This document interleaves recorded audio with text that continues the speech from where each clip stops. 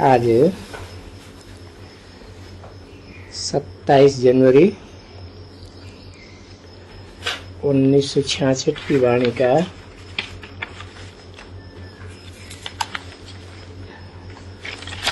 दूसरे पेज का कुछ हिस्सा बचा हुआ है। अधूरी मुरली थी।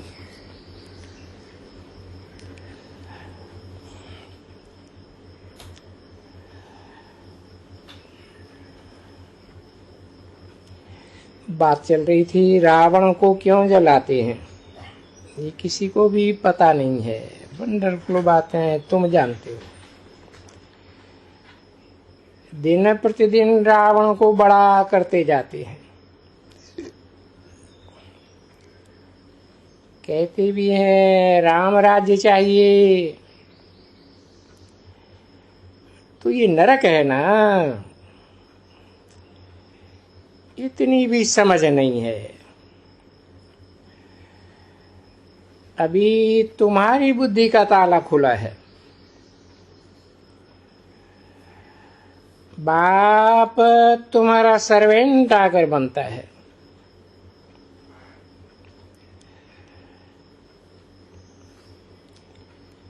बेहद का बाप, आत्माओं का बाप कितना निरहंकारी है बहुत ऊंच ते ऊंच।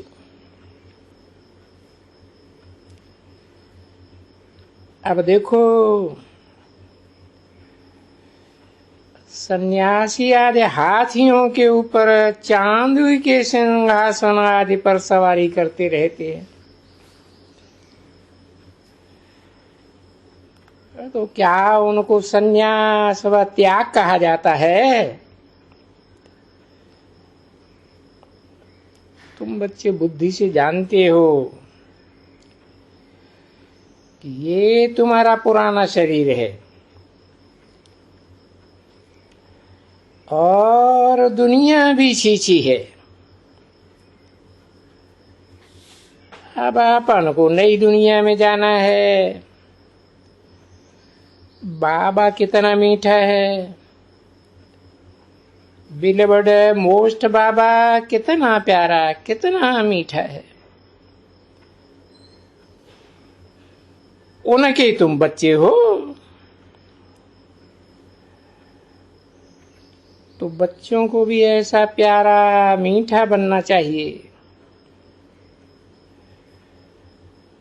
अगर छिप छिप कर कोई भी बेकायदे काम करेंगे तो बहुत दंड भोगना पड़ेगा। कोई बुरा काम करते हैं तो दिल खाती है, शराब पीते हैं व काला मुंह कर देते हैं तो अंदर में दिल खाती है। ब्राह्मण कुल को कलंक लगाए देते हैं। इसलिए बाप डोरापा देते हैं। देखो, तुम फिर काला मुंह कर देते हो। तुमको बहुत परहेज में रहना चाहिए। जो कोई तकलीफ होती है तो सर्जन से राय लेनी चाहिए। सभी पेशेंट हैं, सर्जन एक है। उससे आकर पूछो, ये डिफिकल्टी है, इसे मैं क्या करूं? हर एक की अलग अलग बीमारी है। श्रीमत लो, बाबा समझावेंगे। इस सर्कमस्टांसेस अनुसार तुम ऐसे करो। तुम मिलिट्री में हो तो युक्ति से चलना है। आज का प्रातः क्लास है 29 जनवरी 1966, बम्बई। रिकॉर्ड चला है, तुम्हें पाके हमने जहां पा लिया है। ओम शांति। ये है मीठे मीठे रूहानी बच्चे और रूहानी बाप।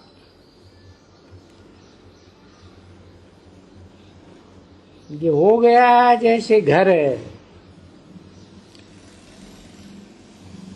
बाप दादा, माता पिता और बच्चे। रूहानी बच्चे रूहानी बाप से बेहद सुख का वर्षा फिर से ले रहे। लौकिक बाप का फिर से वर्षा तो नहीं करेंगे। लौकिक बाप तो हर जन्म में बदलते रहते हैं। एक शरीर छोड़ेगा दूसरा मिलेगा। 84 जन्मों में 84 बाप मिलते हैं। इन बातों को नया कोई समझेगा नहीं, क्योंकि वो तुम्हारे कुल का तो है ही नहीं। करके कोई समय किसी को अच्छा लगेगा, 10-15 को ले आवेंगे। बैठेंगे कहाँ? ये घर है ना, सत्संग तो नहीं है। कोई भी आए बैठे, यहाँ आना ही उनको है जो बच्चे हैं। और वो बच्चे पवित्रता की प्रतिज्ञा करते हैं, और तो कोई बैठ भी न सके। इस पर एक कहानी भी है। इंद्र सभा में एक आई परी, दूसरे किसी को छिपा कर ले आई तो वो पत्थर हो गया। पत्थर बुद्धि हो गई। यहां तो पवित्रता की प्रतिज्ञा की जाती है।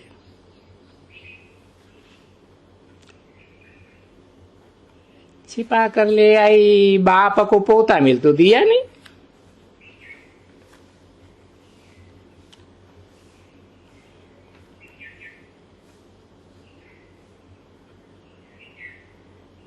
प्रतिज्ञा किए बगैर कोई बैठ न सके। तुम हंस हो, रतन चुगने वाले। वो हैं बगुले जो मांस मदिरा आदि खाते रहते हैं।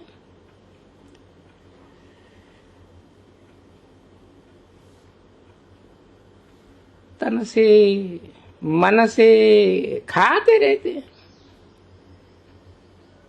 वो यहां बैठ नहीं सकते, भाग जाएंगे। अगर छिप कर आए बैठते हैं तो पत्थर बुद्धि बन पड़ेंगे। दैवी घराने में तो आ ही नहीं सकते। यहां तो तुम कहते हो हम सूर्यवंशी बनेंगे, मम्मा बाबा हम आपके तख्त नशीन बनेंगे।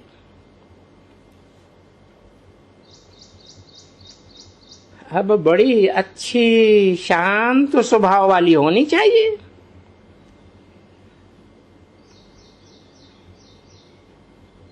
घड़ी घड़ी लाल चेहरा हो जाता है।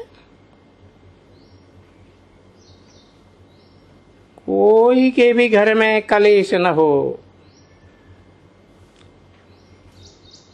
परंतु शूद्रों के साथ ब्राह्मण रहेंगे तो कलेश जरूर होगा।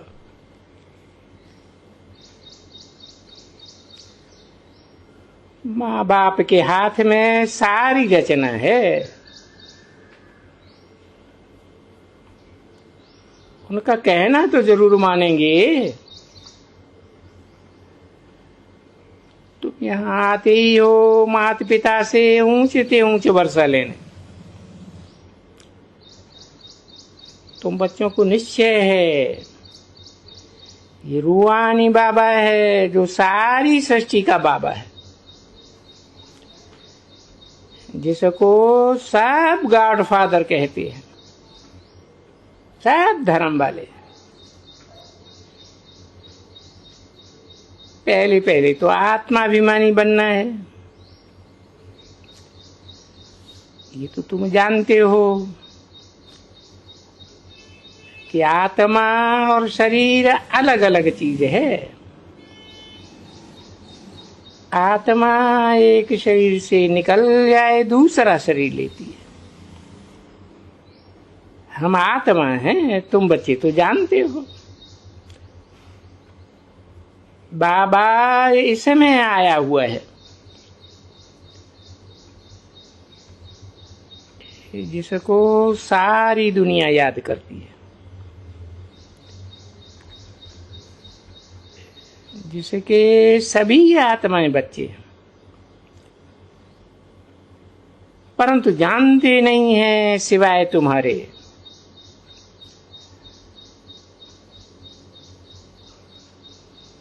तुम्हारे में भी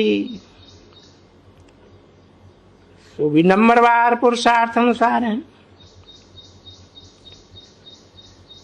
तुम घड़ी घड़ी देह अभिमानी हो जाते हो, इसलिए जरमुई झगमुई की किसको को थप्पड़ मारा, ये किया, उसमें लग जाते हो।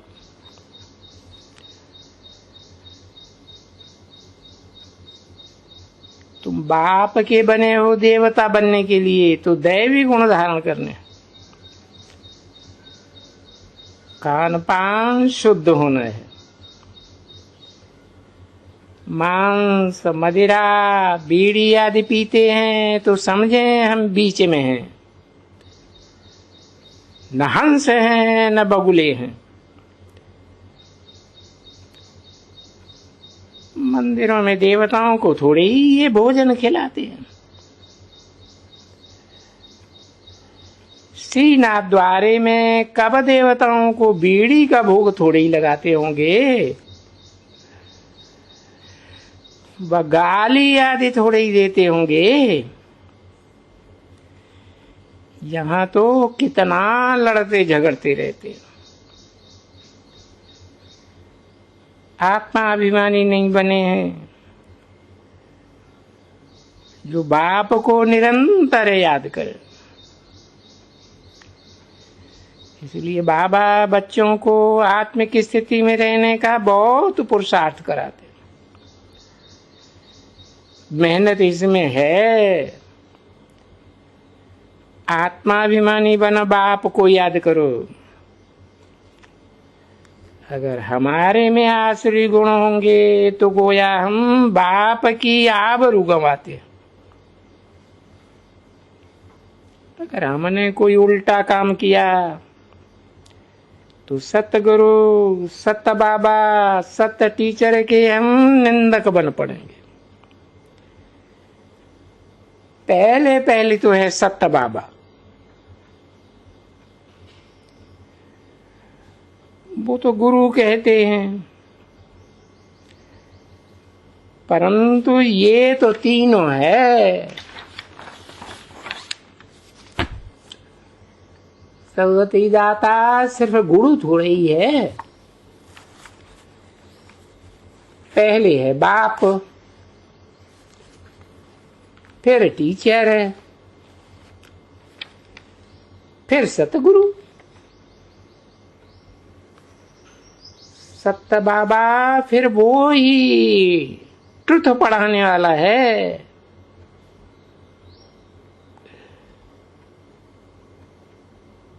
और वो ही ट्रुथ साथ में ले जाने वाला है।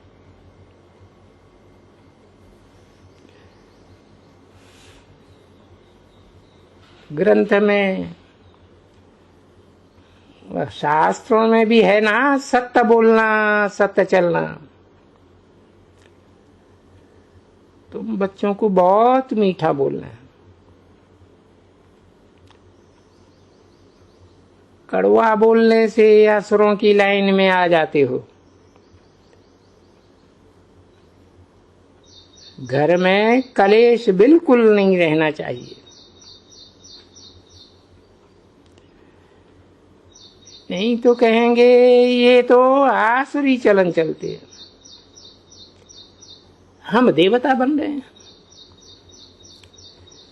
और देवताएं तो बहुत गुणवान होते हैं।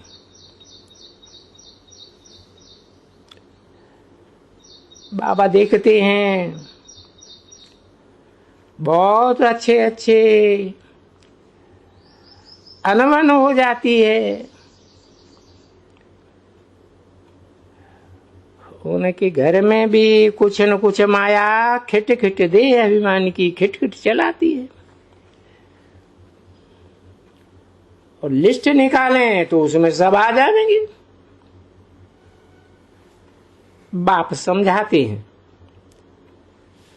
तुम हो रूहानी बाप के बच्चे।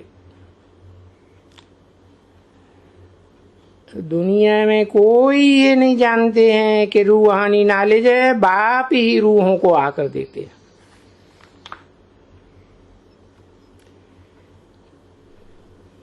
रूह बाबा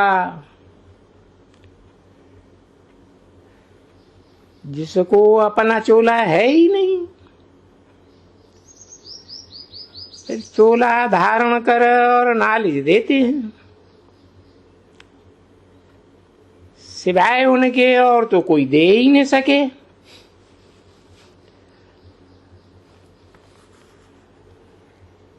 बाकी फिलॉसफी यादें जो बातें करते हैं फिलॉसफी की, वो कहा जाता है भक्ति मार्ग की बात। स्पिरिचुअल नॉलेज का तो जरा भी किसी को पता नहीं है।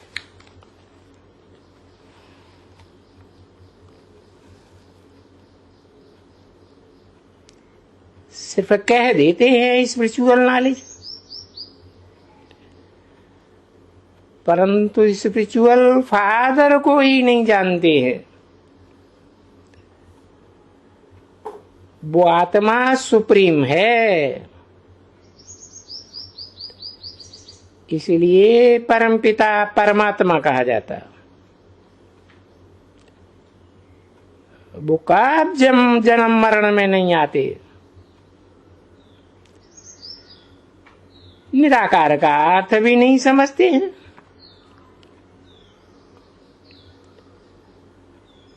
वो कोई साकार आकार रूप नहीं लेते हैं।